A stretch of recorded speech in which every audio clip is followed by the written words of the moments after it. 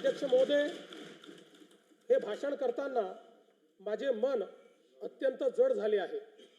सर्वाधिक वेळा उपमुख्यमंत्रीपद आणि दीर्घकाळ वित्त विभागाची धुरा सांभाळलेले राज्याचे लाडके नेते माननीय अजितदादा पवार आज आपल्यात नाहीत। त्यांच्या जाण्याने राज्याच्या सार्वजनिक जीवनात आणि प्रशासनात कधीही भरून न निघणारी मोठी पोकळी निर्माण झाली आहे। त्यांनी एकूण 11 वेळा राज्याचा अर्थसंकल्प मांडला। अजितदादा व अर्थसंकल्प हे नाते दृढ झाले होते। त्यांच्या करड्या शिस्तीमुळेच महाराष्ट्राची वित्तीय स्थिती कठीण काळातही स्थिर राहिली।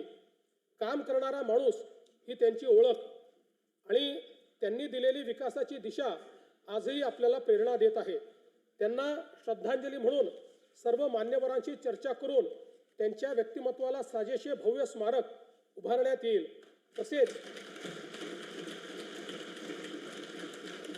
तसेच त्यांच्या नावे गतिमान नागरी सेवा पुरस्कार देण्यात येईल असे मी जाहीर करतो। दिवंगत अजितदादांच्या स्मृतींना आजचा हा अर्थसंकल्प मी समर्पित करतो।